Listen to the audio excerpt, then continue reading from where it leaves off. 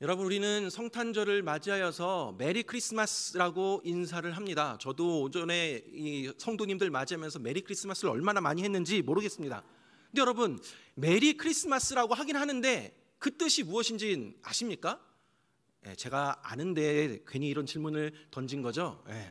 메리라는 것은 기쁘다, 기뻐하다라는 뜻이고, 크리스마스는 그리스도, 크라이스트와 또 축제의 뜻을 가진 마스의 합성어, 복합어입니다.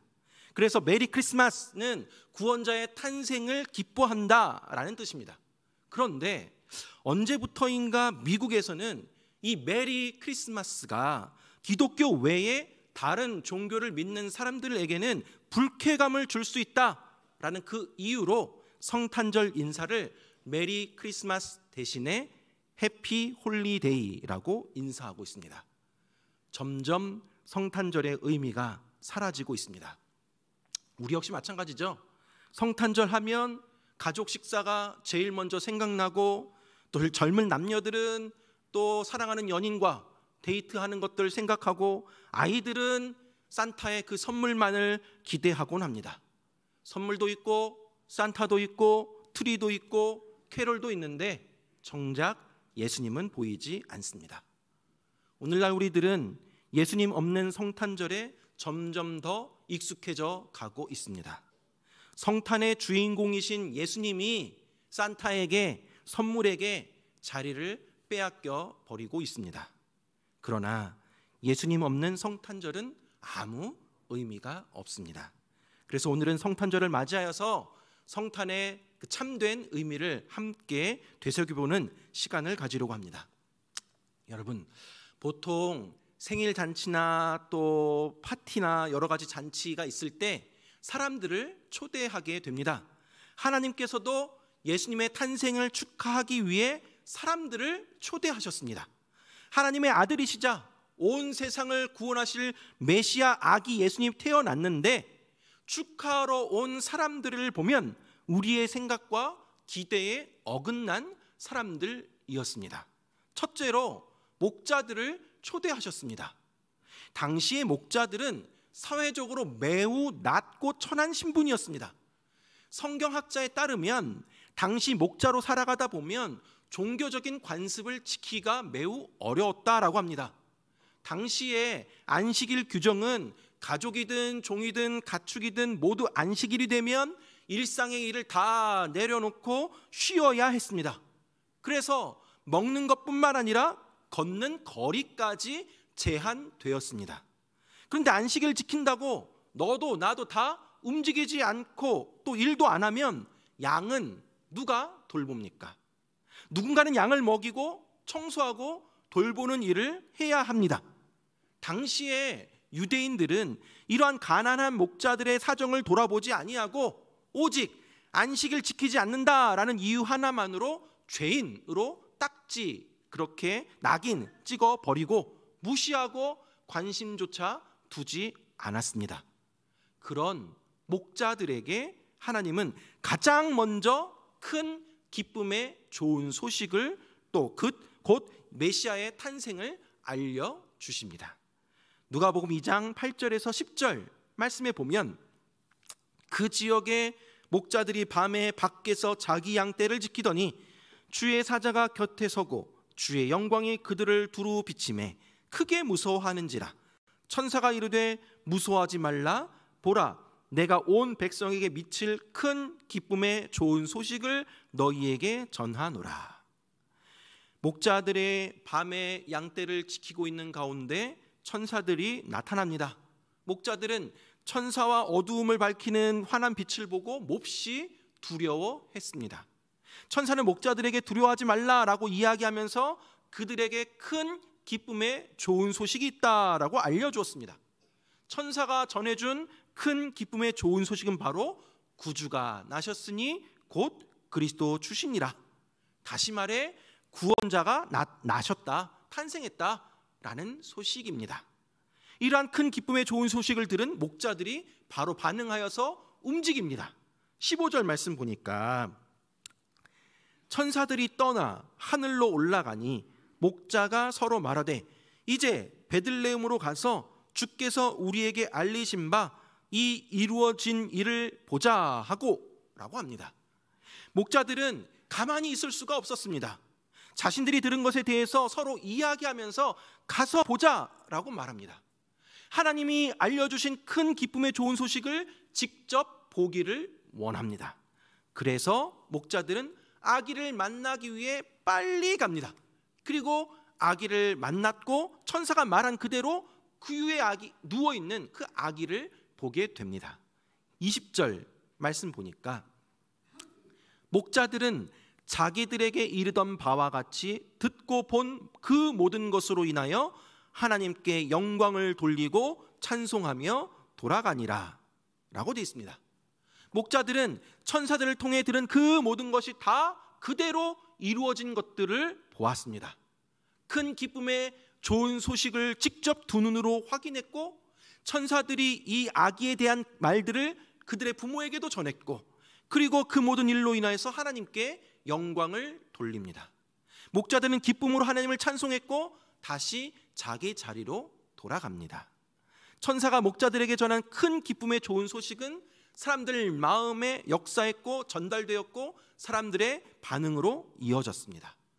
사랑하는 여러분, 예수님의 탄생을 축하하러 온 사람들 중에 목자가 포함되었다라는 것에는 중요한 의미가 담겨져 있습니다. 그것은 예수님의 탄생이 바로 낮고 천한 사람들을 위한 사건이었다라는 것입니다. 이러한 사실은 예수님이 탄생하신 장소만 봐도 알 수 있습니다. 메시아로, 구원자로 오신 예수님이 태어나신 곳은 왕궁이나 그 어떤 화려한 곳이 아니라 짐승들이 머무는 마구간이었습니다. 그리고 예수님은 짐승이 먹이를 먹는 구유에 누이셨습니다. 하나님의 아들이라는 신분을 생각할 때 이것은 결코 있을 수 없는 일이었습니다. 하지만 이렇게 하신 분명한 이유가 있었습니다. 왜냐하면 성탄은 가장 높으신 하나님의 아들이 가장 낮은 곳에 오신 사건이기 때문입니다. 마음 상하고 의지할 곳이 없으며 억울하고 원통한 사람들을 만나시기 위해서 예수님이 일부러 가장 낮은 곳으로 오셨습니다.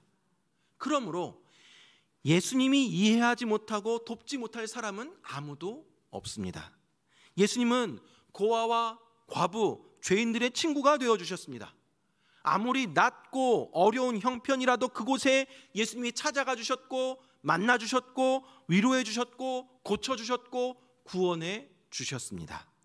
사랑하는 여러분, 예수님이 이 땅에 오신 성탄은 가장 낮은 곳에 있는 우리를 예수님이 찾아오신 사건입니다. 이 사실을 기억하고 우리를 언제나 찾아오신 그 주님 앞에 우리의 마음을 다 아뢰 수 있기를 간절히 바랍니다. 그리고 우리 역시 이 땅의 어느 누구에게라도 그 사람이 부자든 가난한 자든 강자든 약자든 큰 구원의 기쁜 좋은 소식을 전하며 나아가는 저와 여러분들 되길 간절히 바랍니다. 두 번째로 하나님은 동방의 박사들을 초대하셨습니다. 하나님은 목자들에 이어서 동방의 박사들을 예수님의 탄생을 축하하는 손님으로 초청하셨습니다. 그런데 여기에도 성탄의 중요한 의미가 담겨져 있습니다. 마태복음 2장 1절 2절 말씀 보면 헤롯 왕 때에 예수께서 유대 베들레헴에서 나심에 동방으로부터 박사들이 예루살렘에 이르러 말하되 유대인의 왕으로 나신 이가 어디 계시냐? 우리가 동방에서 그의 별을 보고 그에게 경배하러 왔노라 하니 라고 나와 있습니다. 예수님이 유대 베들레헴에서 태어나셨을 때 유대인이 아니라 이방인이었던 동방의 박사들이 그리스도의 별을 보고 먼 길을 여행하며 경배하러 왔습니다. 이것은 정말 놀라운 일입니다. 동방의 박사들이 이스라엘에 온 것이 마치 그냥 옆집 놀러 가듯이 온 것처럼 쉽게 생각할 수 있는데 사실 이들이 지나온 그 길은 매우 먼 길이었고 매우 위험했던 길이었습니다. 동방의 박사들은 큰 별의 인도를 따라 새로 탄생한 왕을 찾아뵙기 위해서 목숨을 걸고 약 40여일 되는 그 먼 길을 거쳐서 오게 되었던 것이죠. 메시아를 만나러 온 것은 이만한 가치가 있다는 것을 알았던 사람들이었습니다. 그랬기에 어떤 상황에서든지 왕께 경배하겠다라는 그 마음으로 작정하고 결심했던 것입니다. 그리고 그것을 실행하였습니다. 10절, 11절 말씀 보니까 그들이 별을 보고 매우 크게 기뻐하고 기뻐하더라. 집에 들어가 아기와 그의 어머니 마리아가 함께 있는 것을 보고 엎드려 아기께 경배하고 보배합을 열어 황금과 유향과 모략을 예물로 드리니라 라고 되어 있습니다. 동방의 박사들이 베들레헴에 이르렀을 때 드디어 메시아 탄생의 그 장소를 가리키는 별을 보고 매우 크게 기뻐하고 기뻐하였다라고 합니다. 그리고 그 집에 들어가서 아기 예수께 경배하고 준비한 예물을 드렸습니다. 사랑하는 여러분, 오늘 본문에서는 동방의 박사들이 어디에서 왔고 어떤 사람들인지 나와 있지 않기 때문에 정확하게 알 수는 없지만 그들이 동쪽에서 온 것으로 보아 이들은 분명한 이방인이었습니다. 유대인들에게 여러분, 이방인은 어떠한 존재입니까? 유대인에게 있어서 이방인은 하나님의 구원 계획에서 제외된 사람들, 지옥행이 결정된 사람들, 그러니 무엇을 해도 존중받을 수 없는 사람들이었습니다. 또한 우리는 동방의 박사라고 하니까 그 유식한 박사라고 생각할 수도 있는데, 그러나 이 박사의 원문의 의미는 마고이인데 요즘으로 치면 점쟁이들이라는 뜻입니다. 그러니 성경에 나온 동방 박사는 동쪽 나라 출신의 용한 그러한 점쟁이, 외국 점쟁이라는 말이 원문에 더 가깝다라고 할 수가 있습니다. 사랑하는 여러분, 하나님께서 저 멀리 사는 동방 박사들, 구원 계획에서 제외된 그런 이방인들을 예수님의 탄생을 축하하기 위해 초청하신 이유가 있습니다. 그것은 바로 예수님께서 단지 유대인들만이 아닌 온 세상 사람들을 위해서 오셨다라는 것을 보여주기 위함입니다. 비록 예수님은 유대인의 부모 아래 또 유대 땅에서 태어나셨지만 유대인만을 위해 오신 것은 아니었습니다. 예수님이 이 땅에 오신 것은 유대인뿐만 아니라 동방 박사들처럼 이방인들에게도 구원을 주시기 위해서였습니다. 마태복음의 저자인 마태는 의도적으로 그리스도의 탄생에 이방인을 끌어들이고 있습니다. 그리스도의 탄생에 이방인들이 참여함으로 그리스도의 오심이 유대라는 민족의 한계를 넘어설 것을 암시하고 있습니다. 사랑하는 여러분, 그리스도는 모든 민족으로부터 경배받기에 합당하신 분이십니다. 예수님 앞에 나오지 못할 사람은 아무도 없습니다. 유대인이나 이방인이나 남자나 여자나 부자나 가난한 자나 배운 자나 못 배운 자나 그런 것이 예수님 앞에 나오는데 아무런 장애가 될 수 없습니다. 그렇게 성탄을 믿는 교회와 성도는 모든 사람들에게 마음의 문을 열고 하나가 되기 위해 힘써야 합니다. 하나님께서 이방인들이었던 동방 박사들을 불러서 아기 예수님의 탄생을 축하하게 하셨던 그 뜻을 잘 기억하면서 나와 다른 사람들 더욱 사랑하고 용납하며 하나 되는 일에 힘쓰는 우리 모두가 되기를 간절히 바랍니다. 사랑하는 여러분, 당시의 이스라엘 백성들은 지난 수백 년 동안 구약에서 예언되었던 메시아를 기다려왔습니다. 왕들도 대관들도 귀족들도 부유한 자들도 유명한 자들도 모두 다 메시아를 기다렸고 간절히 보기를 원했습니다. 그러나 아기 예수 탄생을 가장 먼저 목격한 사람들은 어떠한 사람들이었습니까? 왕이 아니었습니다. 귀족들이 아니었습니다. 대제사장이나 서기관들이 아니었습니다. 하나님은 목자와 동방 박사들에게 온 세상의 왕 되시는 예수 그리스도를 가장 먼저 찾아뵙는 영광을 주셨습니다. 그렇다면 하나님이 왕이나 귀족이나 종교 지도자들 왕따시킨 것일까요? 아니요, 그렇지 않습니다. 동방 박사들이 예루살렘에 도착해서 헤롯 왕에게 가서는 유대 왕이 어디 계시냐라고 물었습니다. 헤롯 왕은 대제사장과 서기관들에게 그리스도가 어디서 나겠느냐라고 또 물었습니다. 왜냐하면 그들이 전문가이기 때문이죠. 대제사장과 서기관들은 메시아가 오실 것에 대해서 늘 연구하고 가르치던 자들이었습니다. 그들은 미가서의 말씀을 인용하면서 유대 땅 베들레헴에서 메시아가 날 것이라고 확실하게 대답을 합니다. 그런데 문제가 무엇입니까?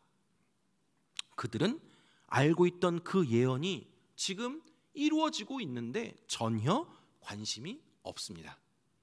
드디어 그 예언이 눈앞에서 이루어지고 있습니다. 그런데 안타까운 모습은 헤롯 왕은 자기의 자리가 위협받는 것에 대해서 불안해하고, 제사장과 서기관들은 예언의 말씀이 이루어졌지만 전혀 반응하고 있지 않습니다. 성탄 소식을 가장 먼저 접한 목자는 유대인이지만 안식일에도 일해야 할 정도로 가난한 사람들이었고, 어느 누구도 큰 관심을 기울이지 않았던 사회적 약자들이었습니다. 또한 동방박사라는 사람들은 그나마 유대인도 아닙니다. 이 사람들은 이방인입니다. 게다가 하늘의 별을 보고 점을 치는 외국 점쟁이들이었습니다. 세상적인 눈으로 보면 목자나 동방박사들은 메시아의 탄생을 축하하기 위해 초대받기에 어울리지 않는 사람들이었습니다. 하지만 밤에 양을 치던 목자들은 천사들이 전해준 그 큰 기쁨의 좋은 소식을 듣고 바로 움직였습니다. 이방이었던 동방 박사들도 별을 보고 먼 곳에서 예물을 들고 찾아와서 아기 예수께 경배를 합니다. 그들 모두 메시아의 탄생을 매우 크게 기뻐하였습니다. 그리고 경배를 드렸습니다. 하지만 누구보다도 먼저 예수님을 맞이하고 예배해야 할 사람들은 아기 예수의 탄생 소식에 전혀 반응하지 않았습니다. 매우 대조적인 모습을 보여주고 있습니다. 사랑하는 여러분, 낮은 곳에 임하신 예수님은 이스라엘이 생각했던 그런 정치적인 메시아가 아니었습니다. 아기 예수님은 세상의 권위자, 세상의 권세자로 이 세상에 찾아오시지 않으셨습니다. 예수님이 태어나셨을 때 초대받았던 사람들이 그 당시 사회적으로 무시당하고 외면당했던 목자들과 이방인이었다라는 사실은 구주 예수 그리스도가 힘있고 부유한 사람들만을 위한 구원자가 아니라 힘없고 연약하고 소외된 자들을 포함한 이 세상 모든 사람들을 위한 구원자이심을 나타내고 있습니다. 많은 사람들이 표적을 보고 예수님을 따라다녔지만 예수님은 낮고 소외된 사람들을 먼저 돌아보시며 사랑과 평화의 삶을 보여주셨고, 그리고 구원과 진리의 삶을 가르쳐 주셨습니다. 말씀 맺도록 하겠습니다. 사랑하는 여러분, 우리는 살아가면서 늘 중요한 일과 중요하지 않은 일, 중요한 사람과 하찮은 사람, 특별한 사람과 무시할 만한 사람을 은연중에 구분하며 살아갑니다. 사람들을 세상의 기준으로 구분짓고 이 사람은 거룩하고 저 사람은 속되다 라고 하며 눈에 보이는 대로 그렇게 평가하고 있습니다. 하지만 성탄은 이런 우리들의 삶과 생각을 깨뜨려 버립니다. 하나님은 당시에 사회적으로 인정받지 못했던 목자들과 이방인이었던 동방박사들을 예수님의 탄생을 축하하기 위해 초청하셨습니다. 그들이 초대되었던 이유는 예수님의 탄생이 바로 낮고 천한 사람들을 위한 사건이기 때문입니다. 예수님은 고아와 과부, 죄인들을 찾아가셨고 만나주셨고 위로하여 주셨고 고쳐주셨고 구원해 주셨습니다. 사랑하는 여러분, 우리 주변에는 가난한 자들, 병든 자들, 사회적으로 소외된 자들이 너무나도 많이 있습니다. 예수님이 이런 자들을 위해 찾아오셨는데 아직도 예수님이 오신 그 기쁨의 좋은 소식을 듣지 못해서 주님을 기쁨으로 영접하지 못하고 방치되어 있는 사람들이 너무나도 많이 있습니다. 우리는 그들에게 이 기쁜 소식을 전해야만 합니다. 그리스도의 사랑을 전해야 합니다. 천사들이 목자들에게 전해준 큰 기쁨의 소식은 어느 특정한 부류의 사람들에게만 전한 것이 아니었습니다. 아기 예수 탄생은 이 세상 모든 사람들을 위한 가장 큰 기쁨의 좋은 소식입니다. 이 소식을 꼭 들어야 될 사람들이 세상에 너무 많이 있습니다.